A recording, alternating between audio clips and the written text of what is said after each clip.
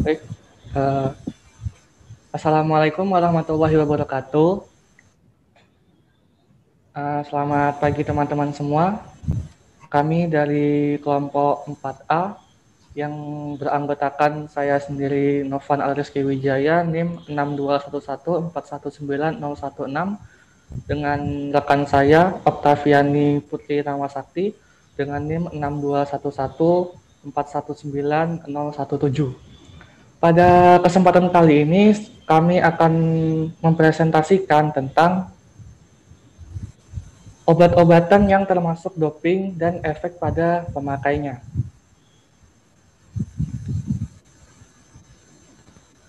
Baik, kita masuk ke yang pertama dulu.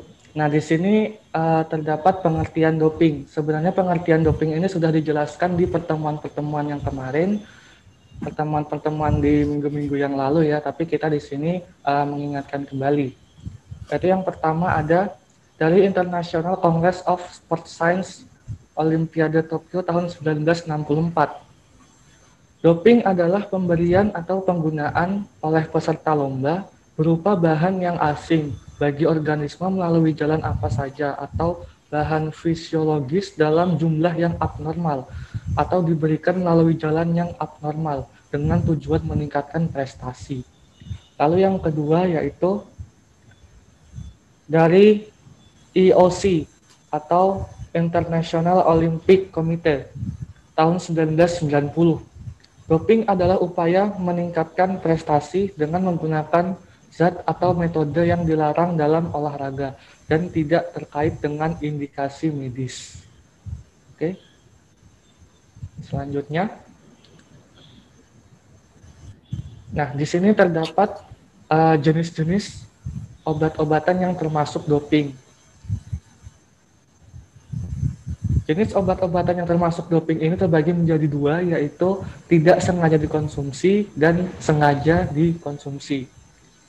Untuk yang tidak sengaja dikonsumsi terbagi menjadi 6 kelompok, yaitu 1 stimulan, 2 obat penenang, 3 obat antimual, 4 beta blockers, 5 obat penghilang rasa sakit, dan 6 diuretik. Lalu untuk yang sengaja tidak dikonsumsi terbagi menjadi 2 kelompok, yaitu narkotika dan psikotropika. Selanjutnya, nah di sini ada doping yang tidak sengaja dikonsumsi. Nah, yang pertama yaitu stimulan. Stimulan ini adalah obat yang digunakan untuk meningkatkan aktivitas fisik dan kewaspadaan dengan meningkatkan gerak jantung dan pernapasan serta meningkatkan fungsi otak. Dengan bekerja pada sistem saraf pusat, stimulan bisa merangsang tubuh baik secara mental dan fisik. Ya, di situ terdapat contohnya yaitu adrafinil, kokain, modafinil, pemolin, dan selegilin. Nah, stimulan ini dilarang karena dapat merangsang pikiran atau tubuh, sehingga meningkatkan kinerja dan memberikan atlet keuntungan yang tidak adil. Atlet menggunakan obat ini untuk meningkatkan kemampuan mereka dalam latihan pada tingkat yang optimal, menekan kelelahan dalam suatu pertandingan atau pertempuran, dan meningkatkan nafsu makan. Stimulan ini adalah sejenis kafein yang terdapat banyak dalam kopi. Efeknya adalah membuat para peminumnya lebih waspada. Umumnya digunakan untuk pengendara jarak jauh, gitu ya. Lalu yang selanjutnya ada obat penenang. Obat penenang ini adalah istilah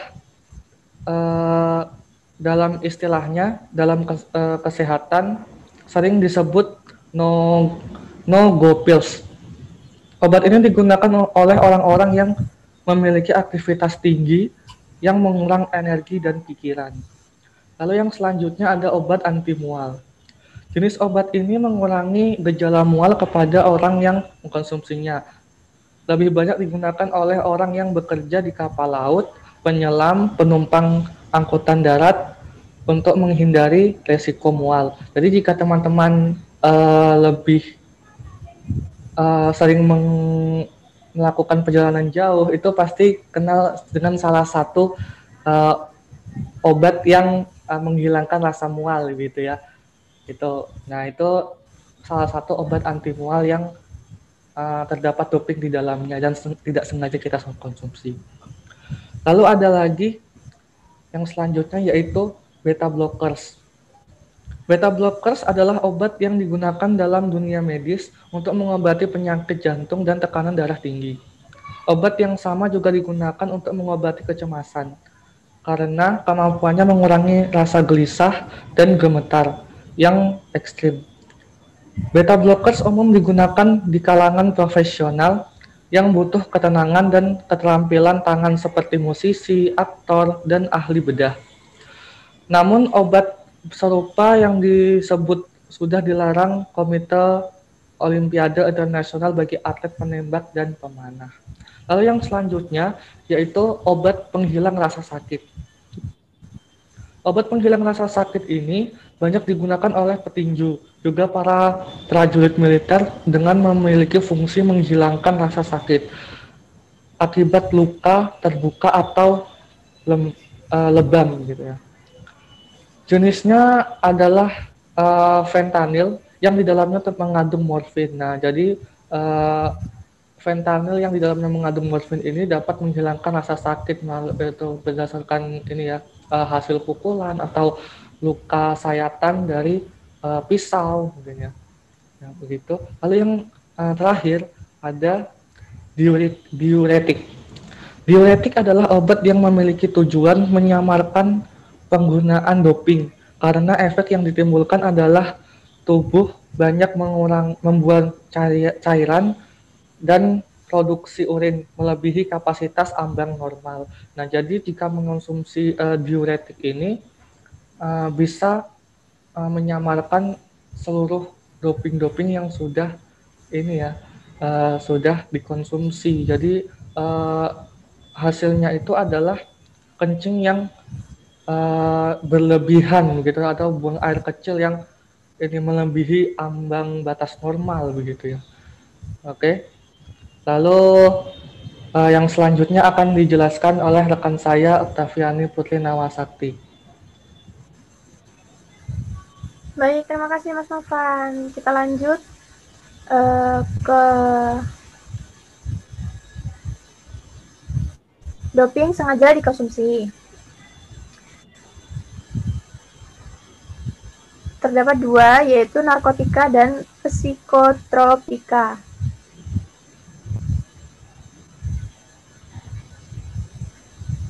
Pengertian dari narkotika atau nafsa adalah zat, bahan yang bila masuk ke dalam tubuh akan mempengaruhi tubuh, terutama susunan saraf pusat atau otak, sehingga bila mana disalahgunakan akan menyebabkan gangguan fisik, psikis atau jiwa, dan fungsi sosial.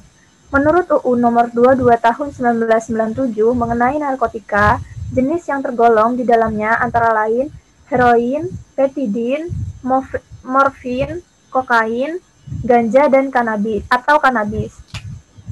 Untuk psikotropika adalah zat atau obat baik alami ataupun sintetis, namun bukan narkotika yang berkhasiat aktif terhadap kejiwaan atau psikoaktif, melalui pengaruh pada susunan saraf pusat sehingga menimbulkan perubahan tertentu pada aktivitas mental dan perilaku.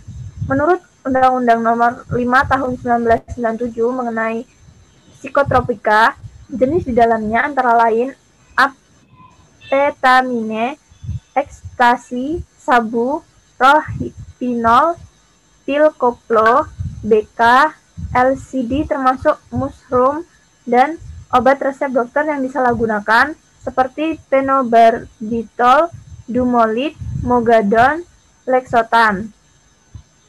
Lanjut, efek pemakaian obat-obatan yang termasuk doping.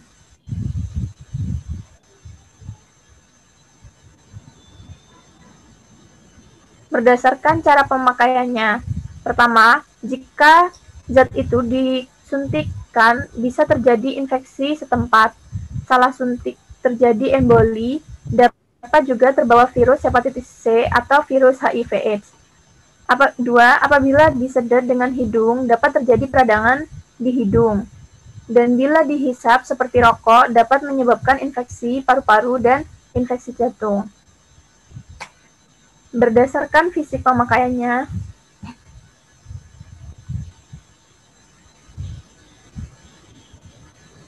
pecandu tampak kotor, jorok, jarang mandi, salah gizi atau kurus, kurang gizi, mengganggu organ reproduksi, misal keguguran, gigi umumnya kropos atau sering sekali sakit gigi.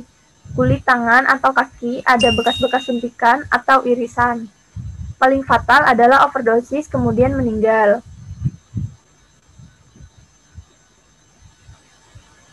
Berdasarkan mental pemakaian.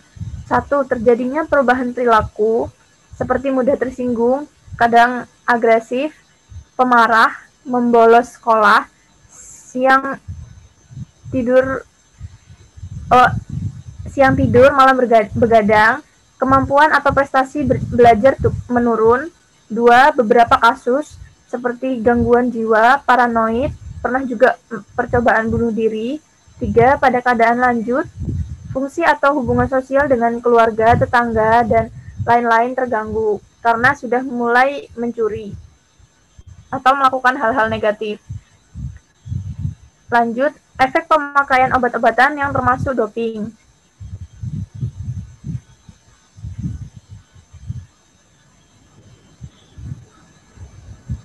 Efek positif, secara umum, dapat menambah stamina, menambah rasa percaya diri, menambah kekuatan badan dan meningkatkan keberanian, penghilang rasa sakit saat head mencekam. Selain itu dapat meningkatkan ketenangan, mengurangi tangan gemetar, menurunkan denyut jantung agar mudah berkonsentrasi. Untuk efek negatifnya, dapat menimbulkan kejang otot, mual, sakit kepala, dan pingsan. Pemakaian yang terlalu sering dapat menyebabkan gangguan ginjal dan jantung. Dan perubahan yang terjadi pada perempuan, timbulnya gangguan pada menstruasi, pola distribusi rambut, mengecilkan ukuran buah dada, dan meningkatkan agresivitas. Sekian dari saya. Saya kembalikan ke Mas Novan. Baik, terima kasih Mbak Oktaviani yang sudah memaparkan lanjutan dari presentasi saya tentang tadi ya doping yang sengaja dikonsumsi, lalu ada efek-efek yang ditimbulkan dari pemakaian doping itu sendiri. Nah, sekian presentasi dari kami. Apabila ada pertanyaan, silahkan dituliskan di kolom komentar atau di kolom chat ya. Terima kasih atas segala perhatiannya. Mohon maaf atas segala kesalahan. Kami tutup. Wabillahi taufiq wal hidayah. Wassalamualaikum warahmatullahi wabarakatuh. Waalaikumsalam warahmatullahi wabarakatuh.